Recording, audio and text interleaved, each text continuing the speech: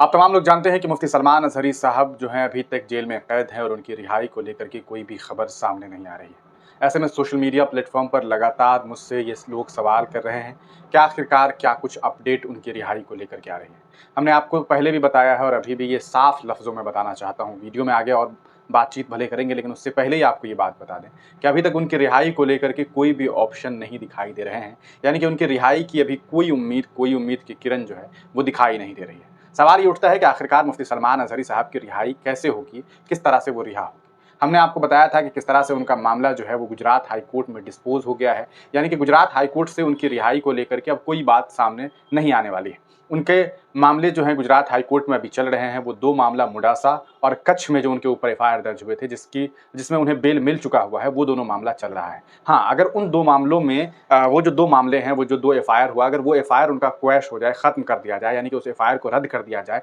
जिसको लेकर के अर्जी लगाई गई हुई है, यानी कि गुजरात हाई कोर्ट में उस मामले पर सुनवाई चल रही थी, लेकिन 20 तारीख को यानी कि 20 अगस्त को उस पूरे मामले पर सुनवाई होनी थी। उस दिन अदालत ने सीधे तौर पर 20 तारीख का जो मामला था, उसे एक नई तारीख दे दी और वो नई तारीख अभी आस-पास में नहीं है, बल्कि 16 अक्टूबर को वो तारीख दी गई है। आप अंदाज़ा लगाइए, लगभग 2 महीने के बाद उस पूरे मामले पर फिर सुनवाई होगी, फिर कभी नई तारीख दे दी जाएगी और ये तारीखों का सिलसिला अभी आगे बढ़ता चला जाएगा। तो अब मुफ्ती सलमान अज़हरी की रिहाई के लिए गुजरात हाई कोर्ट से तो कुछ हो नहीं सकता। हाँ, अगर गुजरात हाई कोर्ट वो दोनों मामला, कच्छ वाला मामला और मुडासे वाले मामले को खत्म कर दे, यानी कि उस केस को ही खत्म कर दे, मान ले कि ये फर्जी केस हुआ है, उनके ऊपर जो केस किया गया है वो सही नहीं है, जबरन केस कर दिया गया, बेमतलब केस कर दिया गया। अगर केस खत्म हो जाता है तो किसी भी राज्य में जब पासा इम्पोज किया जाता है, जैसे गुजरात सरकार ने पासा उनके ऊपर इम्पोज किया है, तो उसके लिए एक शर्त होती है, कम से कम मिनिमम 2 से 3 केसेस उनके ऊपर होने चाहिए। अगर वो 2 केस उनके ऊपर से हट जाए, खत्म कर दिया जाए, रद्द कर दिया जाए, तो मुमकिन है कि भैया उनके ऊपर सिंगल केस रह जाएगा। तो एक ही केस की वजह से आप एक व्यक्ति को एकदम से खूंखार व्यक्ति तो साबित कर नहीं देंगे, तो उनका जो मामला है थोड़ा हल्का हो जाता है। लेकिन वो दोनों मामला भी चल रहा है और तीसरा पासा का चल ही रहा है, यानी कि जूनागढ़, कच्छ और मुडासा,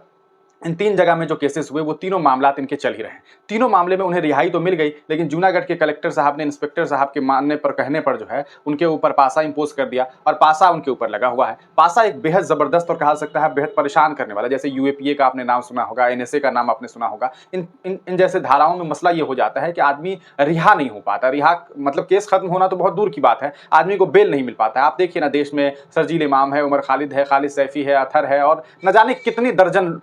मुस्लिम जो हैं वो आपको जेल में कैद है और उनके ऊपर इसी तरह के मामलात हैं। कई लोग तो 4-4 साल से, 2-2 साल से, 3-3 साल से अपनी तारीख का इंतजार कर रहे हैं कि भैया एक दिन फैसला दे दीजिए कि बेल देना है या नहीं देना है। इन तमाम चीज़ों का इंतजार हो रहा है। ऐसे में मुफ्ती सलमान अज़हरी की रिहाई के लिए रोज़ हमसे लोग पूछते हैं, तो हमने आपको बताया कि क्या कुछ हुआ है। अब मामला एक ही है और एक ही ऑप्शन है, वो ऑप्शन है सुप्रीम कोर्ट, कि मुफ्ती सलमान अज़हरी के वकील सुप्रीम कोर्ट जाएँ, वहाँ जाकर के दोबारा से फरियाद करें कि ऐसा-ऐसा मामला है सर, हम गए गुजरात हाई कोर्ट ने हमें रिहाई नहीं दी, हमें जो है वो वहाँ से कोई आसानी नहीं मिली। तो ऐसे में गुजरात हाई कोर्ट के जो फैसले हैं, उस फैसले को रिव्यू किया जा सकता है। रिव्यू करने के बाद सुप्रीम कोर्ट उस मामले को देखेगा, या तो सुप्रीम कोर्ट में नए सिरे से मामला को दर्ज किया जाएगा या उसी मामले को रिव्यू करके देखेंगे सुप्रीम कोर्ट के जजेज और उन्हें लगेगा कि नहीं, गलत फैसला है, गलत फैसला दिया गया, तो वो मामले को पलट देंगे। तो सुप्रीम कोर्ट में मामला जाना भी चाहिए। हमने कल, आज तो मैंने नहीं देखा है, लेकिन कल तक जो मैं देख पा रहा था, अभी तक सुप्रीम कोर्ट में इस पूरे मामले पर कोई भी जो है अर्जी नहीं लगाई गई है। तो जब तक अर्जी लगाई नहीं जाएगी, जब तक पिटीशन जो है आप दर्ज नहीं करेंगे, यानी कि जब तक आप रिहाई की मांग नहीं करेंगे, जब तक आप जो है कहा सकता है अपनी बेल के लिए जाएंगे नहीं, तब तक सुप्रीम कोर्ट तो खुद संज्ञान में ले नहीं लेगा, है ना, कि भैया मुफ्ती सलमान अज़हरी साहब हैं, एक जेल में गए हुए, तो उन्हें रिहा कर दो। सुप्रीम कोर्ट क्यों आप में इंटरफेयर करेगा? तो आपको सुप्रीम कोर्ट जाना होगा, लेकिन अभी तक सुप्रीम कोर्ट जाने की खबर सामने नहीं आई है। अब कुछ लोग ये सोचेंगे कि यार मुफ्ती सलमान अज़हरी साहब ऐसा क्यों कर रहे हैं, क्या वजह हो सकती है? देखिए, अगर सिर्फ आप लीगली खर्च को सोच रहे होंगे कि भैया पैसा खर्च होता है, तो नहीं। मुफ्ती सलमान अज़हरी साहब इतने काबिल व्यक्ति हैं, उनके परिवार वाले इतने काबिल हैं, उनके पास पैसों की कोई कमी नहीं है अल्हम्दुलिल्लाह, तो वो लोग ये सब कुछ कर सकते हैं। तो कोई ना कोई दूसरी प्लानिंग हो रही होगी, या तो वो लोग सोच रहे होंगे इस पूरे मामले पर अभी किसी नए वकील को ढूंढा जा रहा होगा, कोई बेहतरीन वकील को ढूंढा जा रहा होगा, या इस पूरे मामले पर कोई रिटन कहा सकता है शुरू से लेकर के अंत तक कोई केस स्टडी चल रहा होगा, या कोई उन्होंने किसी वकील को अगर हायर किया होगा तो वो वकील अभी केस स्टडी कर रहे होंगे कि कैसे इस मामले में जो है वो दलील दी जा सके। क्योंकि कोर्ट में, अदालत में होता यह है ना कि जब 2 पक्ष होता है और 2 पक्ष कोई आम आदमी का नहीं होता, एक स्टेट होता है और एक आम आदमी होता है, तो काफ़ी परेशानी हो जाती है। मुफ्ती सलमान अज़हरी के मामले को अगर आप देखेंगे तो इस मामले में जो सबसे जो कहा सकता है,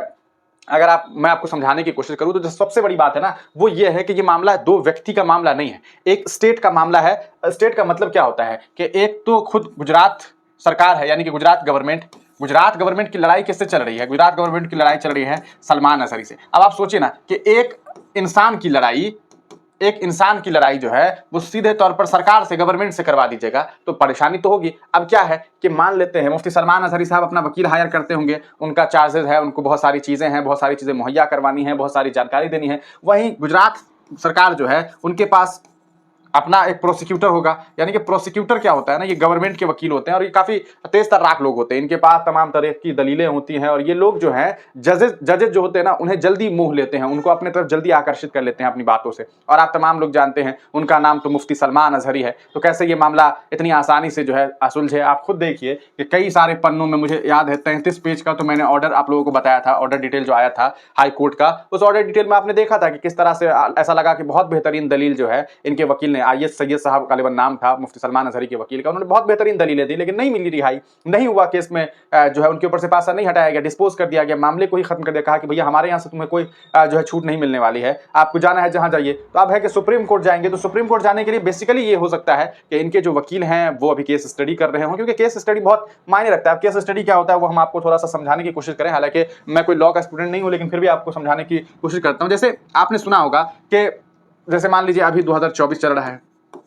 मुफ्ती साहब का मामला 2024 में सुप्रीम कोर्ट में जाएगा, तो जो वकील साहब होंगे ना वो सिर्फ 2024 की बात नहीं करके, केस स्टडी में क्या होता है कि कोई वो 1992 का केस, कोई वो 2012 का केस, कोई 2017 का केस मतलब ये कि एक ऐसा केस जिसमें फैसला आ गया होगा, उस केस को ला करके एक दलील देंगे कि देखिए साहब ऐसा है कि 2017 में इस तरह का एक मामला था, उस मामले में अदालत ने क्या फैसला दिया। तो एक केस स्टडी किया जाता है जिसमें आप अक्सर सुनते होंगे कि राम मनोहर लोहिया वर्सेज स्टेट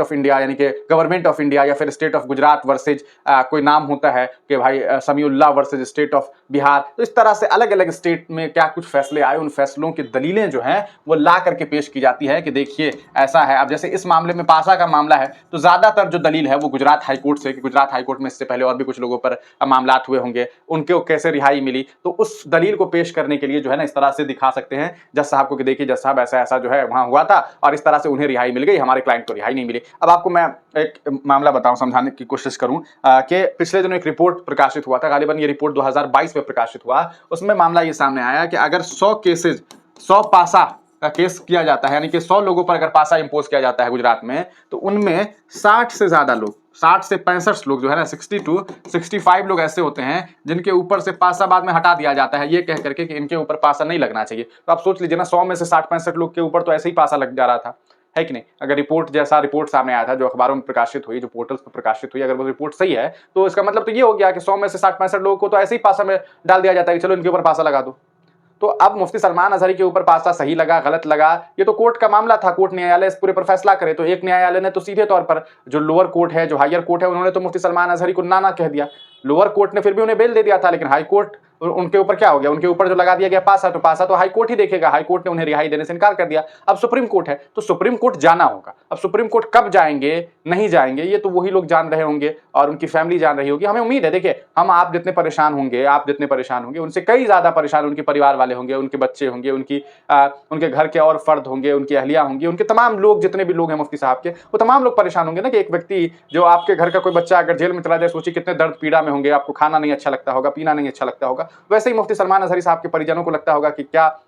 एक दुखों का पहाड़ आ गया। लेकिन खैर अल्लाह की मर्जी है और उस मर्जी के सामने और किसी की मर्जी का जर्रा बराबर भी जो है चलना मुमकिन नहीं है। तो यकीनन मुफ्ती सलमान अजहरी का मामला जो है वो अभी सुप्रीम कोर्ट में पहुंचने को है, पहुंचना होगा, पहुंचेगा, तब जाकर के इसमें रिहाई की कोई उम्मीद जो है वो सामने आएगी। फिलहाल आप समझ सकते हैं कि किस तरह से इस मामले में मुफ्ती सलमान अजहरी जो है फरवरी से जेल में कैद हैं और अभी ये अगस्त का महीना चल रहा है। इस हिसाब से अगर आप देखिए तो फरवरी, मार्च, अप्रैल, मई, जून, जुलाई, अगस्त, लगभग 6 महीना से ज्यादा अरसा जो है इन्होंने पासा में गुजार दिया है और ऐसे में 1 साल तक जो है पासा में जेल में रहना पड़ता है। तो या तो इससे पहले सुप्रीम कोर्ट से जाकर के कुछ इस मामले में राहत की खबर मुफ्ती सलमान अजहरी के लिए सामने आती है, या फिर ये सिलसिला जो है उनके जेल में रहने का वो और भी बढ़ता है, ये तो वक्त बताएगा। हम आपको तमाम अपडेट्स मुफ्ती साहब से रिलेटेड देते रहेंगे। आप तमाम लोगों का वीडियो देखने के लिए बहुत बहुत शुक्रिया। हमारे चैनल को जरूर सब्सक्राइब कर लीजिएगा, वीडियो को जहां तक हो सके अपने दोस्तों के साथ साझा कीजिएगा, शेयर कीजिएगा, व्हाट्सएप ग्रुप में, फेसबुक पर शेयर जरूर कीजिएगा। अगर आप फेसबुक यूज करते हैं, इस्तेमाल करते हो, तो हमारे पेज हिंदुस्तानी मीडिया ऑफिशियल, जिस पर महज 3000 के आसपास फॉलोअर्स होंगे, उन्हें जरूर